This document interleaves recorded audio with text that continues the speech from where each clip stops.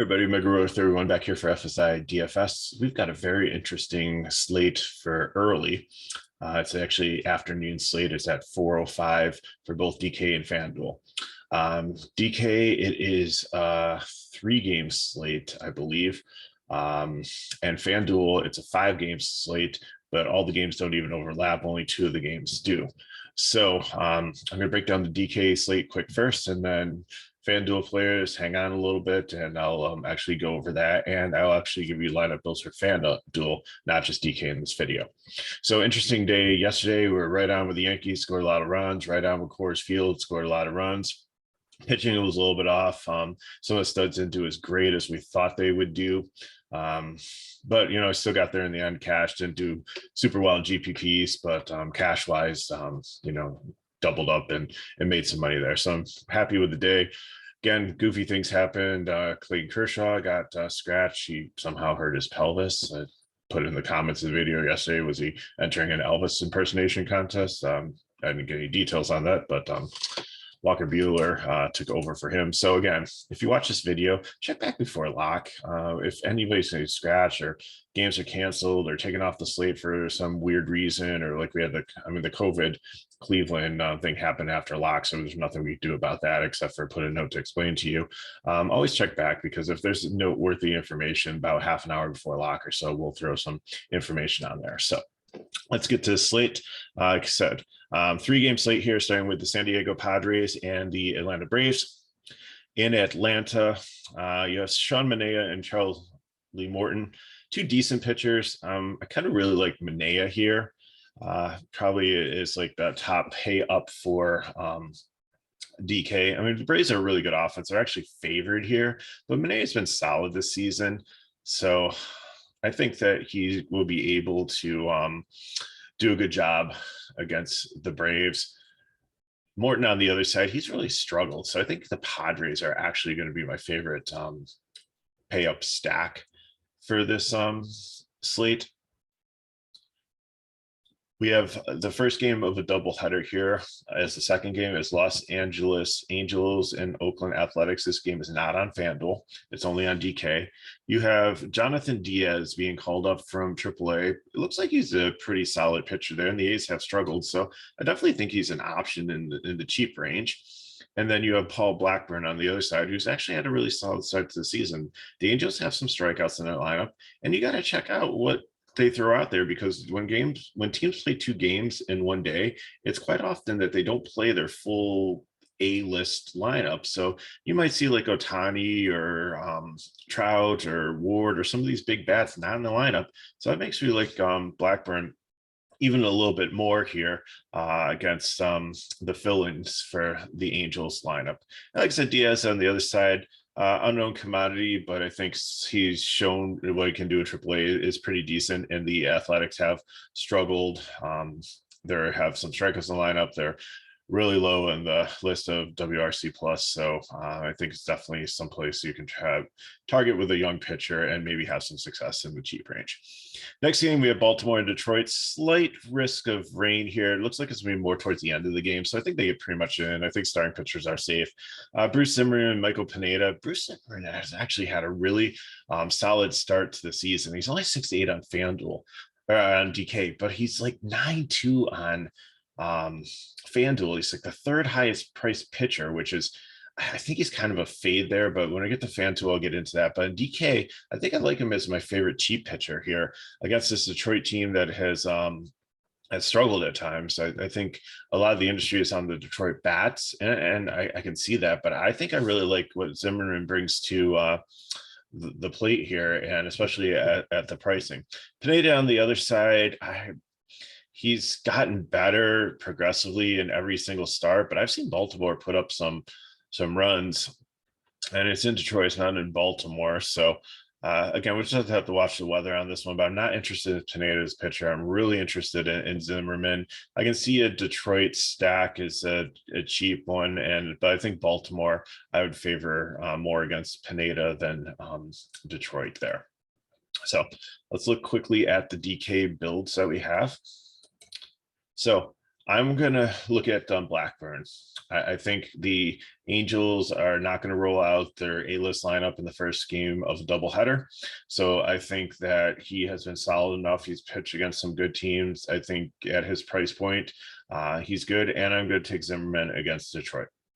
I'm going to stack Baltimore and I'm going to stack San Diego. So catcher, whatever fits. Probably going to look for somebody cheap. The Angels guy with two of their higher priced catchers on the DL. They usually have a guy that's like 2-1 or 2-2. So just throw him in there as a punt, even if he's against your pitcher.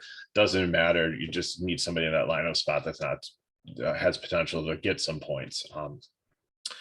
Mancini or Hosmer, you have to make a choice there if you want to pay up for first base with Hosmer or pay a little bit down with Mancini.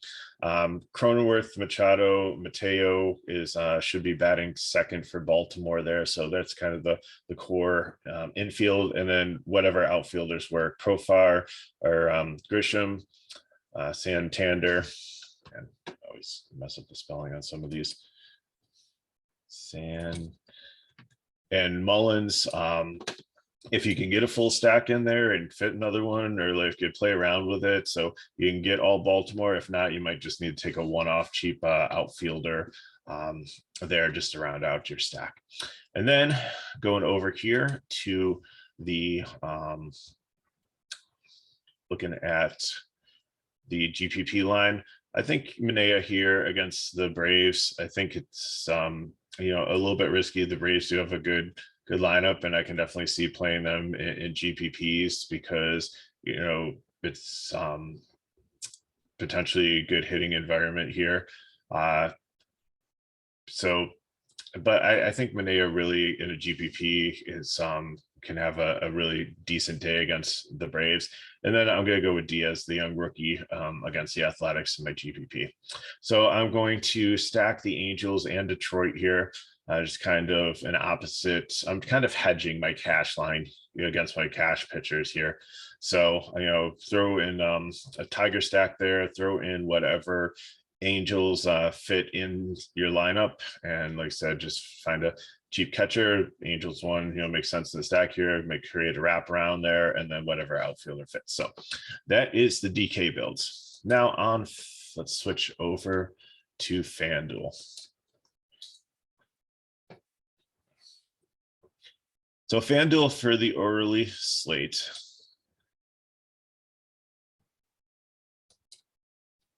They do have the Braves and the Padres, and it's same feeling there. Like Manaea, Morton, not interested in. Padres, still probably my favorite stack. Baltimore, like Zimmerman's 9-2. I think it could potentially be a fade, but as I look through all the rest of the pitching options, if you can get up to him, he might actually not be a bad play. I just hate paying that much for him. Pineda is a no for me. The next game that's not on the DK slate here is we're moving to the 6:10 time slot is the Toronto Blue Jays and the Tampa Bay Rays. You have Ryu coming back from the IL and Yarborough, who's got a late start too. Both pitchers are pretty cheap, 6.4 and 5.9, but I don't want either one of them. I think this is going to be a really good offensive game. I actually think I like the Tampa Bay side more than the Toronto side, just because Tampa Bay is used to not having pitchers over the last couple of years go deep with like the openers and everything. So they usually have a pretty solid bullpen to mission match. Toronto's bullpen isn't bad either, but I really think that the righties here, it's going to be a righty strong lineup for Tampa Bay, really gets to Toronto. And I think, Toronto definitely makes a top stack also potentially against Yarborough. But like I said, if I have to pick, I think I'm going to pick the Tampa Bay side. And they also do have the higher Vegas total at 4.22 versus 3.78 from Toronto. Next, we have the Milwaukee Brewers and the Miami Marlins. We have Eric Lauer, 10-3, definitely the best pitcher on the slate. Definitely has 30 to 40 point upside here. Solid all season against a Miami team that does have some strikeouts. It's a pitcher's park in Miami, so all the elements say in your cash games, just plug in Lauer as your SP2 and move on. There's plenty of value in bats to get him in here. Play pretty much whatever other bats you want as your primary 4-guy stack, and then Pittsburgh is so cheap in a great situation today that they're all the bats are like under 3K, and you can get almost whoever you need to fill out your lineup. So Lauer, plug them in, play them, no problem there. Rogers on the other side, I kind of like. Milwaukee they do have the highest WRC plus by far for the last 14 days, but they played 6 games against Cincinnati, and 3 of them in Cincinnati, and one of them it was like a football game. They just absolutely like put up like runs in the teens. So if you take out those Cincinnati games out, like Milwaukee hasn't scored as many runs. So I think Rogers is a decent pitcher. He's had some struggles this season early on, but I think at this pitcher's park against them, where some of the primary hitters are lefties, I really kind of don't fear as much. Like Adames, yes, maybe, but Urias, no. Renfroe can hit for power, but Tyrone Taylor, Rushiero, he hit lefties well when he was at Tampa Bay, but not as much recently. Kane, Kirantini, Colton Wong's probably going to bat all the way down at the bottom of the lineup, so it doesn't really scare me there. So I think Rogers definitely works for a pitcher here. Then we have Cincinnati Reds at Pittsburgh Pirates. Could potentially be some rain here. I think the only issue with this is that the rain's going to come early on. It's going to be like 30 or 20% later on. So I think the game gets in. It might just be a delay to start it. But you have Luis Castillo making a second start. The first one, he gave up like 3 runs in 4 innings. Really didn't, I guess like ERA is like 6 or something. He's just working his way back. I think he'll be good down the road. And Pittsburgh is a decent matchup usually for a pitcher, but Zach Thomas on the other side just faced Cincinnati in Cincinnati and put up a really nice score against them. He has struggled through the rest of the season. So I think if you want to take a chance on Thompson here, I think a lot of people are going to look at Pittsburgh in the matchup and the price on Castillo, and I think he's probably the second popular pitcher on FanDuel, and I think that's a huge mistake because I'd rather target these Pirate bats against him. Cincinnati, you look at the offensive explosion recently, but most of those games have been at home that they've put up all those runs. I think they put up like 31 runs in like a 3-game span or something like that, coming back from the dead after like completely written them off. It finally got Joey Votto out of the lineup, who was just like a strikeout machine for the opposing pitcher. But the Reds are favored here. They got 4.11 total, but I really am feeling Pittsburgh today. So let's uncover and look at the FanDuel breakdowns. Try to select this and take away the secret black, reveal what we have. Okay, so like I said, Lauer is definitely going to be my SP1. Then I'm going to stack the Padres again, and I want to do Tampa Bay. So first base, you have so many options. You have Diaz, but he's day-to-day, so he may not be in there. Zunino was a good, cheap guy, should bat about 6th, and he's really, really cheap, and he's got the righty-lefty splits advantage there. Hosmer, if you got the money to pay up, and then Voit somewhere in the middle, doesn't have the splits advantage, but he's been doing okay since he's come back onto the disabled list. So 4 choices there to go for first base, whatever's going to fit in your lineup. Cronenworth, Machado from San Diego, I think I want a second and third. Lock in Franco at shortstop. Then whatever outfielder, Ramirez or Arizona, both options. I think they're about $300 apart. Profar is definitely the guy I want to lock in and switch hitter there for San Diego. Margot is like 36 on FanDuel. Very, very expensive.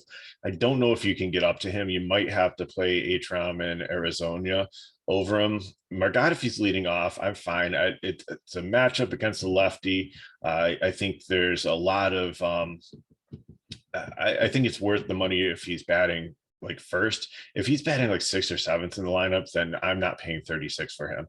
Then your utility spot, if you can get 4 Tampa Bay bats and 4 San Diego bats in that you like with Lauer, if not, just take a 1 off. For GPP, I'm going for Rogers. I'm going to throw in the Pittsburgh stack here. So Vogelbach,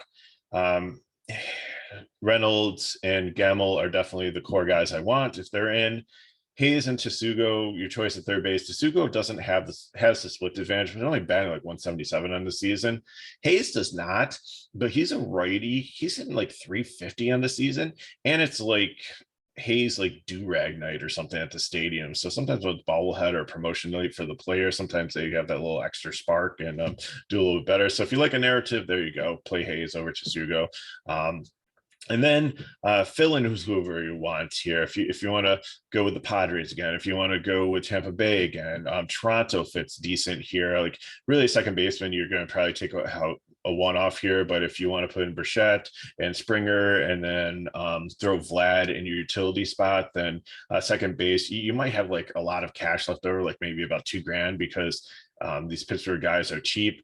So if you want to fade at one of the Pittsburgh spots and go like 4 Blue Jays and use your money, that's fine. If you have the money and you want to like go cheap at second base, you probably could get up to Zimmerman as your SP1 and it's a GPP. So that works too. So like I said, pretty cool slate here.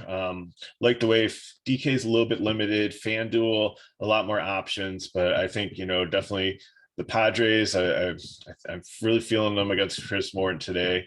I really think Pittsburgh is going to do well against Cincinnati. And I think, I'm going to be underweight on a lot of like the chalky plays today, but I feel solid in my research and like where I'm going with these builds. So we'll see what happens. So it's Saturday morning. I'm going to try to get a main slate video out today. I also have NASCAR trucks I got to do. I'm going to try to do a live show for that today if that works out. So that's going to be kind of cool. Do need to take my daughter to camp. So I'll be on the road for like 5 hours, taking her out and taking her back. So might limit my time a little bit, but it's still early here on the East Coast. So not even 9 o'clock yet. So still got some time of the day. So hopefully I'll be able to get some more content out for you today. But as always, if we don't, you can reach out to leave comments here, reach out to me on Twitter at MegaRuler31, ask your questions there, and we'll see what we can do to help you. So appreciate you watching this video. Please give us a like, subscribe to our channel, share with your friends, get the word out that FSi DFS is trying to, come out here every single day and do all the research on these slates and try to give you some insight and not just give you all the chalk plays, but really talk out like, what potentially could happen, the range of outcomes, and give you options to play DFS, not only to just playing cash games, but to try to take some shots on some GPPs and maybe make some serious money. So again, appreciate you watching MegaRuler31. If you want more information on FSi DFS, please check out the description of the video, and it will give you the link to our site and our Discord and anything else you need to know. So thanks again for watching. We'll see you next time.